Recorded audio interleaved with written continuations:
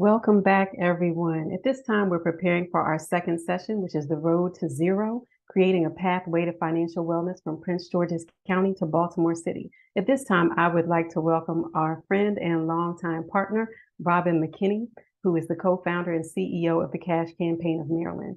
You all have probably heard me say this every year that we've had the symposium. The CASH stands for Creating Assets, Savings, and Hope. Those are three things that all of us could use a bit more of.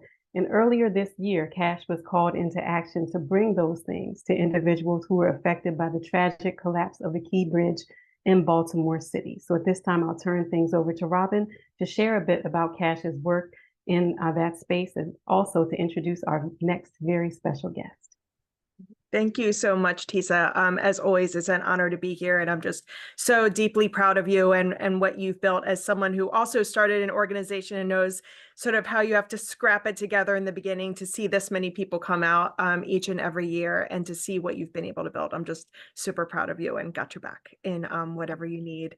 And as Tisa mentioned, I'm Robin McKinney. I'm the co-founder and CEO of the Cash Campaign of Maryland. And one of the things we really appreciate about what Tisa has built is that we didn't have, it was a big hole, honestly, in the marketplace. We had people that worked with kids. We at Cash work with adults, and there was no one that was really addressing students and people that were in a student loan situation. As we know, student loans isn't just about 20-year-olds, right? It's, as Tisa well knows from the referrals that she's gotten from us, there are people well into their 80s who have student loan debt. So we really appreciate having this in the marketplace.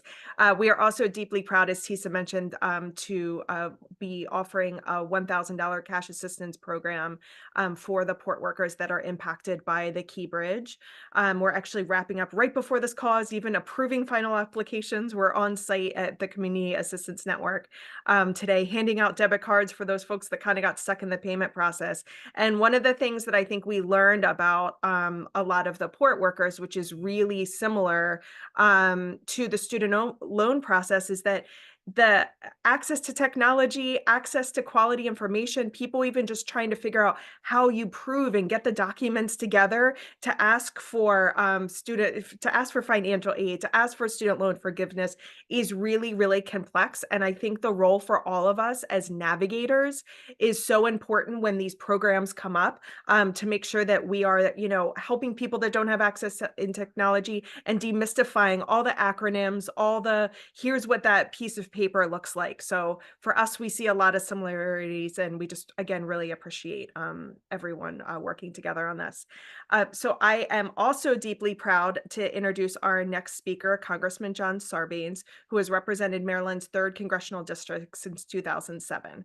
Congressman Sarbanes has been appointed to the House Committee on Energy and Commerce. He serves as the chair of the Democracy Reform Task Force and has been a champion for protecting the environment and providing Americans with access to more affordable and high-quality health care. Congressman Sarbanes has also prioritized giving students the tools they need to succeed. He is one of the founding voices, right, of the law to create the Public Service Student Loan Forgiveness Program, the PSLF. This program cancels the remaining student loan debt of borrowers after 10 years of repayment while working in public service or in the nonprofit sector. This allows more people to follow their dreams and careers that are important and rewarding, but may not be particularly lucrative. And I just wanted to share as a sort of personal point is that it's just been such an honor and gift to work with Congressman Sarbanes. He's one of the day ones for the Cash Campaign and has really led Maryland in such a heart-centered way. And we just really appreciate his leadership here. So with that, I'll turn it over to you, Congressman Sarbanes. Thank you very much, Robin. Appreciate your amazing work with the Cash Campaign, which has really been a spark for years now in making sure people can pursue their dreams by giving them that independence, that income, those assets, that sense of dignity and self-worth that can propel them forward. And Tisa, congratulations to you for bringing that same kind of thinking and motivation and strategy into the arena where college students live, work, play, dream, get on that trajectory toward their life goals, and making sure we're doing everything we can to ease that path. So to the Center for Collegiate Financial Wellness here in Maryland, to your team, thank you for that terrific work. I'm leaving Congress, but I'm not walking away from the work I've been doing, including this kind of work. So look forward to opportunities to partner with you, with the Cash Campaign, with others that are doing such terrific work. I'll be brief. I had some written notes here. I'm not really going to refer to them because I can speak from the heart when I talk about this work around loan forgiveness. It takes me back to when I first came to Congress in 2007. I've been here 18 years. But upon arrival, because I was serving on the Education and Labor Committee here, I was approached by some law professors and others who had seen that students of theirs who wanted to pursue careers in public service were constrained in doing so because they were carrying such significant student debt. And the idea was born, can we design a program of loan forgiveness specifically addressed to those who want to pursue these careers in public service? And there's so many. I mean, we're talking about first responders, teachers, health professionals, civil servants, public interest attorneys, those who go into nonprofit work, an army of people who want to make a difference in their society, oftentimes with the trade-off that you're not going to get a salary maybe as lucrative as what you could pursue in the private sector, but you want to make a difference in that regard. So we wanted to design this program specifically addressed to those who came with that sense of mission, but were also carrying student debt in a way that might inhibit their ability to make that kind of contribution. So I was very proud back then, almost 20 years ago, to author the Education for Public Service Act, which created the Public Service Loan Forgiveness Program. In the early years of that program, once we got it put in place, and the people on this call know the kind of technical dimensions of that. You stay in for 10 years, you earn forgiveness, you get a lower repayment rate over the course of those 10 years. And at the end of 10 years, whatever balance you have can be totally forgiven if you qualify for these particular opportunities. So we tried in the early years to make sure that administratively this was as easy as it could be, but we ran into some challenges there. But I'm very pleased to say that in the last few years, the Biden administration, let me call it the Biden-Harris administration, has really stepped forward and done all that they could to facilitate the loan forgiveness. So we can now point to nearly $60 billion of loan forgiveness for the benefit of almost now 1 million student borrowers, which is a tremendous achievement in terms of accomplishing that kind of debt relief for students. My motivation for it, and this is where I'll sort of close, it comes back to kind of the original spark, as I say, in this case, what motivated me, was just hearing the stories of people that wanted to pursue a career in public service out of a sense of mission and commitment, but needed to deal with this challenge of their debt. And we crafted this particular opportunity to address those borrowers and those individuals who had that sense of mission. And if I ever forget for 1 second why I felt so powerfully about this, all I need to do is read some of the stories from these student borrowers and what it's meant for them to have that forgiveness opportunity. And I've seen some of those that you've compiled, Tisa, and your team, and that's remotivated me around this issue. So again, I want to thank the center for the work that you do. I want to thank any and all who are on the call today on this Zoom, who've made that decision to pursue public service, have navigated what can sometimes be the tricky rules in earning the loan forgiveness that can go with that commitment. I'd ask anybody who's in a position to do so, be part of the grapevine that passes this information along to friends, to neighbors, to peers, to family members.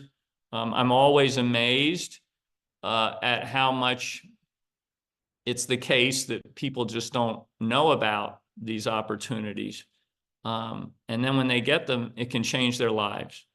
So appreciate very much the opportunity to join you today. Look forward to continuing to partner with you. And congratulations to all of you who've pursued public service and have earned the benefit of this very, very important loan forgiveness program. And I'll turn it back over to you, Tisa. Thank you very much. Congressman Sarbanes, we appreciate you so much. And before you go, I just wanted to let you know that there are many people in our audience today who have received their victories in public service loan forgiveness. And the work that we've been able to do, especially in Prince George's County and Baltimore City thus far, has resulted in more than $17 million in confirmed victories. And that can be traced back to the law that you authored. So we are just thankful for you spending this time with us today, but also very enthusiastic about letting our neighbors who are joining us today from other states know what started in Maryland and what we've been able to do on the ground because of the policy that you authored. So thank you so much. And one last thing I'd like to say to you is that in so much of our work with individuals, the common refrain that we hear is, I just figured I'd pay this until I die. So when we say that PSLF is life-changing, we mean that, because we now have people who are looking at their debt as a death sentence that have totally transformed into people who have opportunities to participate in the economy in ways that were never available to them before. So if you take a look at the chat, you'll see some people who have received those victories and others who are very close to the finish line. And we just want to thank you again for being here and for going with that inspirational voice inside to author this law. And just thank you for the changes that you've made. Thank you again. Congratulations on your great work, and congratulations to all the people that have benefited from this and the others still to come. All the best. Take care. Thank you. All the best to you. All right. So now we're going to head into our panel discussion today. We've all heard about the teachers, nurses, firefighters, and other public servants who PSLF was designed to help. But we want to talk today about what reaching them in real life looks like. In 2023, the center launched the No More O Less project in Prince George's County and Baltimore City to help increase access and awareness to public service loan forgiveness as a means to improve the overall wellness of educators and to help them achieve financial freedom. So in this panel, we're going to discuss why these two locales are so important and how the center's boots on the ground approach has delivered millions of dollars in relief thus far. Today, we are joined by Amy Czulada, a frequent partner of ours from the Student Borrower Protection Center, and Melanie Mason, who is the Maryland Center for Collegiate Financial Wellness's Director of Programs and Administration. And Amy, we see you so much, it's like you're part of our staff. Honored to be an honorary member of staff. Yes. All right. Welcome. Thank you so much for joining us today. I wanted to start the conversation by asking you, Amy, to tell us about the trends that you have observed at the SBPC in student borrowing and repayment, but also what you've seen from Marylanders specifically. Yeah, absolutely. Thank you so much for having me today. I'm really honored to be here. It's always a wonderful event, and we're so lucky to be a part of it. I think just to set the stage a bit, we have numbers from March of 2024. Which have Maryland, holding a total of $36.5 billion in student debt, and that's held by about 840,000 borrowers across the state. The average student debt for Maryland is $42,000 or $42,900, and that's a little bit higher than the national average, which is around $38,000 or $39,000. So that's what we're seeing, kind of on a broad scale in Maryland. But trends in repayment really are a bit chaotic right now, to be honest. Folks are confused. There's a lot moving every day and it's changing every day. And so, folks are rightfully confused. We had a payment pause for the past, 3.5 years from 2020 at the beginning of the pandemic until, late last year. And so folks were kind of thrown into repayment. During this time, there's been a lot of servicer mismanagement where folks are experiencing really long call wait times. They're receiving conflicting information from their servicers or wrong, incorrect information from their servicers. There was a PSLF processing pause this summer, where if folks submitted forms for PSLF, they weren't being processed. No debt was being processed until like last week.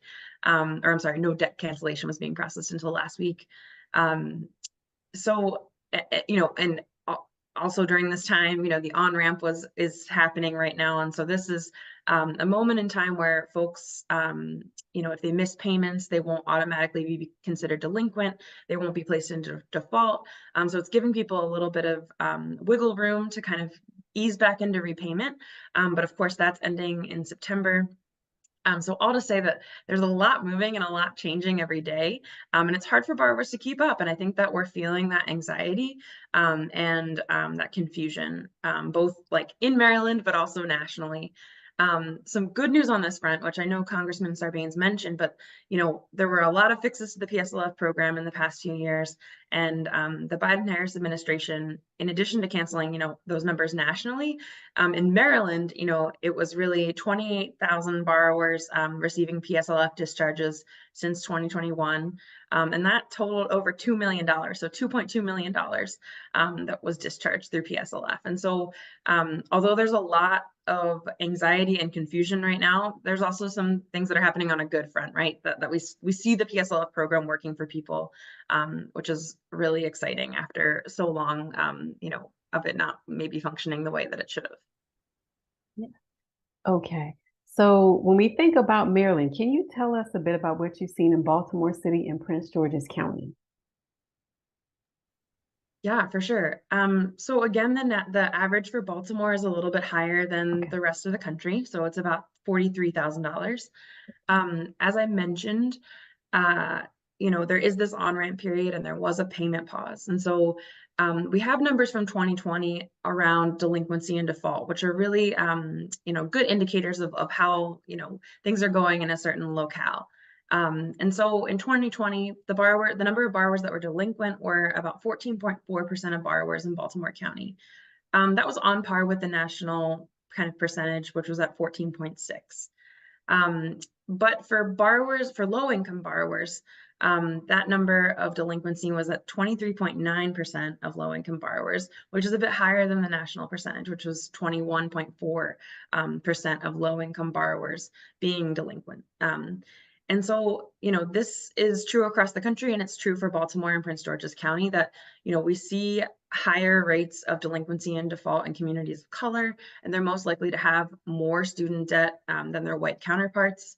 And just to define default too, for those who don't know on the call, default happens after 9 months of non-payment on your student loans, and it can really wreak havoc on your credit, impede you from getting an auto loan or a car or a home loan, a mortgage, and so it can be really detrimental to folks that are experiencing that. And so that's a bit about what we're seeing kind of in Baltimore and Prince George's County in Maryland. Thank you. This is where I'd like to bring in Melanie. Melanie has been like my right hand for going into the schools to host these programs and get educators on track for PSLF. But what we hadn't necessarily considered at the beginning was how many of them needed a personal on-ramp to get on track for PSLF.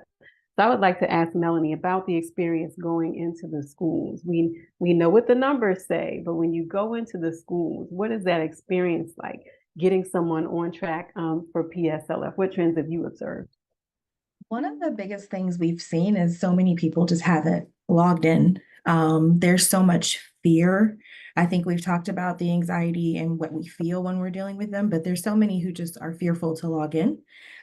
We are seeing what these numbers are saying. We're seeing educators who just feel like they have to go back to school. They have to get this debt. They have to live with it. I think the hardest thing I hear regularly is, I was just going to die with this. I think what we're also seeing is people don't know their status. They don't even know the difference between Navient and studentaid.gov. Trying to have them navigate this process is having them also go through all these systems.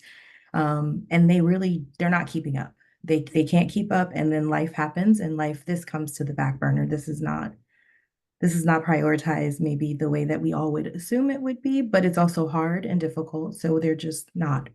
They're focusing on educating our youth. So true. To add to that, just to give everyone a bit of background about the No More or Less project, the goal was to increase the financial wellness of pre-K through 12th grade educators in Prince George's County. And then we received another grant to duplicate some of the same work, but on a smaller level in Baltimore City. And when we set out to do this, we had a large, just had this canvas. We're going to get, 1,000 or 1,500 educators. We're going to get everybody PSLF, and life is going to be great and all of that. But when we went on our first school visit, we were able to see how hesitant some people were to engage around anything related to student loans. And this is where I have to give a shout out to Jason Calhoun, who's our Director of Campus and Community Partnerships, because he was instrumental in pulling some people in to say, hey, you might want to take a look at this. And it has really made a huge difference in the number of people who have taken that leap of faith and submitted an application for public service loan forgiveness.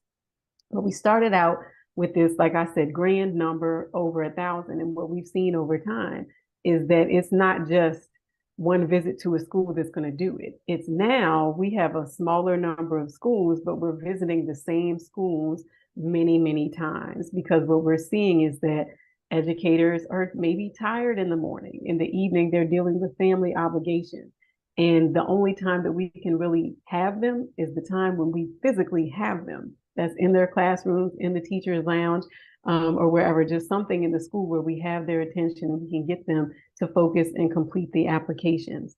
So to that end, Melanie, I wanted to ask you a question about what this looks like for different audiences, because we've done this, in pre-K through 12 schools, but we've also had the opportunity to do this work with the University of Maryland Eastern Shore and host events with Salisbury University and the University of Maryland, Baltimore County. And what we thought worked with the educators wasn't quite what we saw with the other audience. So can you speak to those differences in audiences from your point of view? So from my point of view, the K through 12 landscape requires in-person, it requires hand-holding, and it's not that they can't do this, right? They understand they can read all of this. They will tell us we are smart, but please talk to us like we're dumb. But that's even on our highest doctoral level. We've had people who are like, I have a doctoral degree. Don't let this doctor fool you. I don't know how to do this. So we see there's similarities there, but we also see that the higher education, I feel like the help of the employees in UMES's program, they were more willing to kind of get in there. They were very much okay with being online. They actually were able to participate in webinars. I think there's some level in higher education. It's not as much chaos. When we go into these schools, we actually leave out tired. So we can only imagine what it looks like to be in this environment every day and why these things kind of fall off. I think that the K through 12 teachers all knew about that October 22nd deadline, but once they didn't hear anything, that was it for them. They were just like, okay, we're not going to get forgiveness. Where I feel like the higher education professionals, as we were working with them, they were like, I did this. Let me show you. I have these papers. I don't know where they went. I don't know what's happening with them, but I know that I did this, and they could prove that. Whereas I feel like when we're in K through 12, they honestly they heard from someone in the building. Everyone did what the person in the building told them. And now everyone's trying to figure out why they didn't receive what they didn't receive. But something as basic as a signature would kind of hold up the K through 12, and maybe the higher education people were just like, I did this and I submitted it, heard nothing back. Give me more. So. Right. So I want to zoom in on a reference that you made. That was to October 31st of 2022. That was the deadline for the limited PSLF waiver. Some people actually thought that PSLF went away after October 31st of 2022, but there have been more adjustments that can be beneficial to those who are pursuing PSLF. So that's where I would like to loop Amy back in. Can you talk a bit about these one-time adjustments? First, as they were, but then also any considerations that we should have in mind for borrowers who have witnessed these one-time adjustments kind of play out, and just some tips for what to do next as they sunset and we move on to the next phase. Yeah, this is a great question. So as Melanie and Tisa were talking about, there was the PSLF waiver in 2021 to 2022 that really helped get people back on track for PSLF. only 2% of people ever received PSLF, in the preceding 10 years, because there were so many issues with it. People didn't know what the requirements were, their servicers weren't telling them. And so, when they went to kind of fix the problems, there were another, 10 problems that happened after they tried to fix them. And so the PSLF waiver was really a chance for folks to kind of get back on track. And that's what kind of precipitated this like onslaught of debt cancellation that we've seen over the past 3 years. In addition, something that was announced, a few years ago was the IDR account adjustment.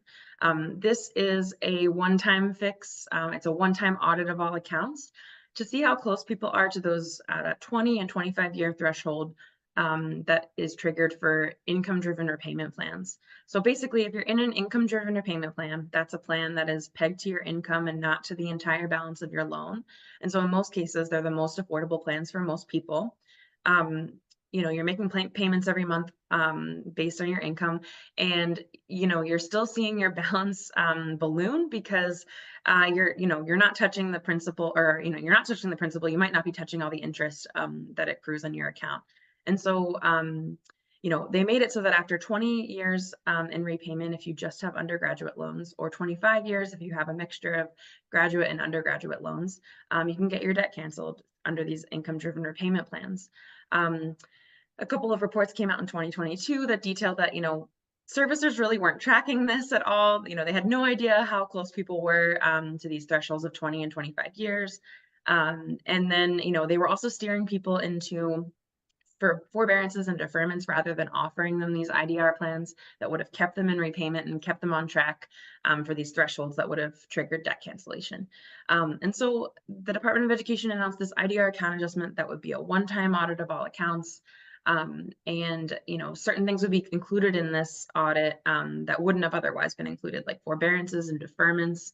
And so this is set to take place in September. And for most people, it's going to be automatic. However, if you had some of these older loans that predated 2010, like these federal family education loans or FFEL loans or Perkins loans, basically any loan that's not currently held by the Department of Education, those folks needed to consolidate by June 30th in order to guarantee that the IDR account adjustment will happen on their account. So although the deadline was June 30th, and the Department of Education guaranteed that they could absolutely kind of process your consolidation by that time, it is possible to still get included in the IDR account adjustment. It's just that, it takes 60 days to process on average, a consolidation application. And so, if you're one of these people that maybe has an older FFEL loan or a Perkins loan, it might be worth consolidating to see if you can get participate in this IDR account adjustment that's set to take place in September. It's just not guaranteed. And so that's one thing that's like a one-time fix that's happening right now that folks can kind of take part in. But other things kind of coming down the pike, one thing I really want to highlight is, broad-based debt relief. President Biden announced broad-based debt relief in August of 2022. And of course, we know that it was, shut down by the Supreme Court last summer. But there's more coming to look forward to this year. President Biden announced that, that the same day that the Supreme Court came down with the decision that he was going to try to get this across the finish line using the Higher Education Act. And so this required a process called negotiated rulemaking. Basically, a group of folks kind of met together to figure out what the parameters of debt relief might look like for folks. This included advocates, borrowers, it included student loan servicers, folks from higher ed. And they all sat down and kind of met from October to February of this year and, hashed it out. And basically they broke it up into two rules. The first rule is going to come out soon. That's the final rule. And that is going to be around runaway interest. And so it might, tackle runaway interest for folks. And then the second piece of this rulemaking is based on hardship. And, I think all of us on the call know that having student debt is a hardship in and of itself. And so, we don't yet have the final rule for hardship, but, can anticipate that this might come out this fall as well, as it's been reported. So, that's all to say that there's no steps that borrowers can take right now to kind of get this debt relief that was promised to them. But hopefully this fall we'll see, some movement here. And, our organization has really been pushing the Biden-Harris administration to make it as swift and as automatic as possible. Because we know that folks are in a lot of need right now and are kind of dealing with a lot of issues, like from servicer mismanagement to just, having trouble making payments on a monthly basis. And so I think those are some things that are kind of coming down the pike that we can anticipate. Great. I was taking a lot of notes as you were speaking, things I want to circle back to. One thing that I'd like to mention is that most everyone here is financial aid adjacent. We do have some people that are in financial aid, but even with people who work in higher ed, there have been some misconceptions about what's happening in the courts. So, for instance, we've heard over the past couple of weeks back and forth about SAVE, but from my view, every time one of those headlines comes out about a court decision, people think that every single student loan cancellation effort is going to be eliminated. A lot of people who have received PSLF are thinking, oh my goodness, I'm going to have to, pay back my loans now, even though they were forgiven. So this back and forth with all the legal battles, it really can throw many people into a tailspin about this student loan debt. So I just wanted to say to everyone that there are many paths to cancellation, and some of the things that you see happening in court right now are isolated to certain programs. It doesn't mean that all cancellation efforts are now banned or not happening. It's limited to those that are involved in the case. So Amy, you are much more friendly with the law than I am. So this is just kind of like a timely update. Could you just tell us a little bit about what's happening in the courts right now and how that affects the larger student loan cancellation landscape? Yeah, of course. This is such an important question. Thank you for asking it. Bear with me. I know this is going to be a lot, but so the SAVE plan is an income-driven repayment plan that President Biden announced also in August of 2022 that basically cut folks' payments in half. It protected more of your income. So essentially the payments were a lot lower on these under the SAVE plan. In addition, there was another feature that it had that you could have a shortened timeline to cancellation. As I mentioned, under the other IDR plans, you can get your debt canceled after 20 or 25 years. This plan had a feature that if you, particularly took out a lower balance initially, so say you borrowed under $12,000 and you've been in repayment for 10 years, you can get your debt canceled. And so and it went up on a sliding scale. So if you borrowed, less than $13,000 and you were in repayment for 11 years, you could get your debt canceled. So it went up, from 10 to 19 years that you could get your debt canceled if you had those lower balances. This plan was really life-changing for folks. I mean, it really made monthly payments very low. 8 million people enrolled in this plan. 4 million people had $0 payments under the SAVE plan. So, really protected a lot of folks. Earlier this year, 18 attorneys general filed a lawsuit against the SAVE plan, claiming that it went too far, claiming that because of the debt cancellation that it offered between 10 and 19 years, it was harder to recruit folks to work for their states, essentially, to enroll in public service loan forgiveness and things like that. So these two cases, it's basically two cases that were filed by 18 attorneys general. They have been moving through the courts, and it's been, as Tisa mentioned, a lot of whiplash, right? Like one day you'll hear, that everything's fine, and then the next day something else has been blocked. And so initially, back in late June, I believe, two federal judges kind of issued two separate injunctions. One that blocked, debt cancellation between that 10 and 19 year mark, and another that, didn't allow for some important July 1st changes to go into effect that were regulatory changes. One of those regulatory changes, which is so important, is that if a borrower is seeking PSLF and they consolidated, they were able to get a weighted average of their qualifying PSLF payments, even though they consolidated. In the past, it was that if you consolidated for the purposes of PSLF, you were put back at zero, which was really devastating for folks because many folks had to consolidate in order to access PSLF. And so to be back at zero after working so many years in the public service, that was why the PSLF waiver was so necessary. And so that was one of the changes that was not able to be implemented because of this, these SAVE challenges in court. Just last Thursday, essentially a judge in Missouri blocked the SAVE plan in its entirety. And so this is a temporary, it was enjoined and this is temporary, but we don't know how long it will be in effect. But essentially the SAVE plan is not able to be implemented at all. So folks that were in the SAVE plan were put into an interest-free forbearance.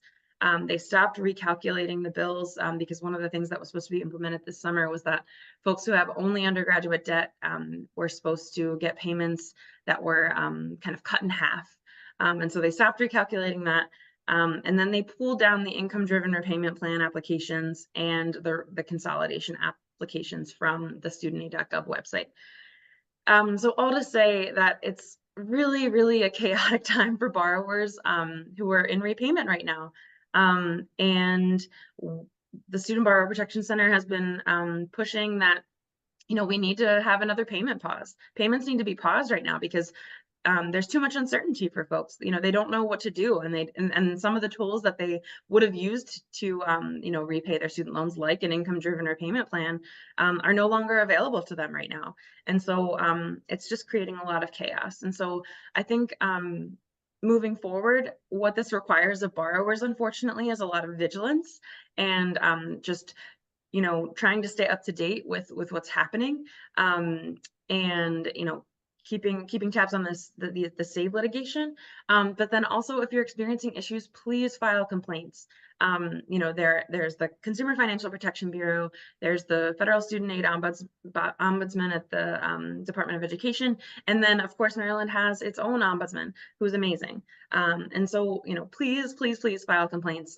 These are really important in shaping policy of the future, and also the more likely an agency is going to respond to something once they receive, a good volume of complaints. Amy, I'm so glad that you brought up two things. The first thing is we definitely need to recognize the state of Maryland student loan ombudsperson, that is Amy Hennon. And thank you to Tony White McCoy, who's their outreach director. Tony, I'm sorry if I messed up your title, but I just want to thank you for joining us from the Department of Labor and for also putting the information in the chat so that our attendees will have the opportunity to find out about the state's student loan ombudsperson, and also the resources that the ombudsperson's office has created, especially where public service loan forgiveness is concerned. The second thing that I wanted to just tell you is just to confirm what you said about the chaotic flow of information. I received a text from a borrower just a couple of days ago saying that they received a notice that their payment was now $6,000 per month.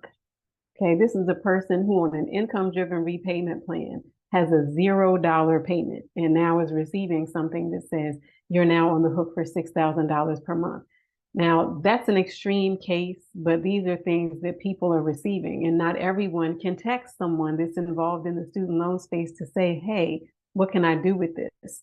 As a matter of fact, I got an email during this event from someone whose payment has now gone up to more than $1,000 a month and cannot afford it. So things are really chaotic. I would like for people to know that you are not alone in receiving conflicting messages. Fortunately, there's nothing that you need to do right at this moment. And what's happening with SAVE, as Amy said, for now is temporary. We're going to have to wait and see what happens. But this is also something that shapes our work when we're working with these educators through the No More, O Less project. We went into this when the limited waiver, that's when we applied for this grant. The limited waiver had come out and was soon set to expire, but many of its provisions were expanded through the income-driven repayment adjustment. Now we're in a space where we're hearing during this interest-free forbearance that these payments will not count for PSLF or IDR. And people are wondering, well, how does that work out? And could that change? So I would just encourage everyone to come back to the fact that what's happening with SAVE for now is temporary, and we'll have to let this, rise through the courts and get an ultimate solution before we can truly guide anyone on what to do. I also want to take a moment to recognize the people who have shared their victories. in the chat. Congratulations to you.